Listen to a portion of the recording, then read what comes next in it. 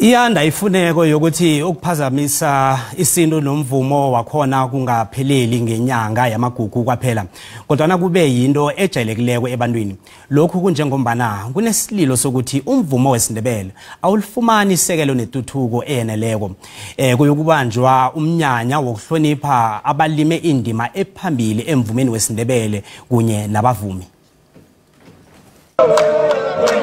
Naphezu kokuthi uhanyazela nje umvumo wesiNdebele kodwa ubonakala unganasekelo elihle kilabo ekufuze bawusekele. Bayagadangisa khona ukugadangisa kodwa abanandima. Kukanye kwasikema usomabhizinisi woPumalanga Kapa uPhuthuma Nzuzo ukuthi azokukhwezela amahlelo okuthuthukisa umvumo wesiNdebele. Naphezu kokuthi angasilo yena ngokwendabuko iNdebele. uNzuzo esele ahlala eVerina kwaNdebele eMpumalanga uchijila nabanye abasekeli ngemali bona basikime babasekele abavumi besintu.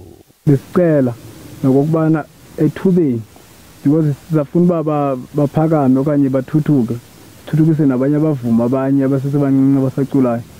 Uba iArts and Culture ingahlangabezana nathi nosomabhizinisi ibiminqweno yethu leyo into okubana masiye phambili singapheleli eVerina kuphela siye yonke indawo sihambe nakodlawulale. Uthi kunesikhala esikhulu sehlogeko yokuthokoza namavulandlela alime indima kile koro yomvumo wesiNdebele. Omunye wabavumi uhlathulula ngomnyanya ozako lo.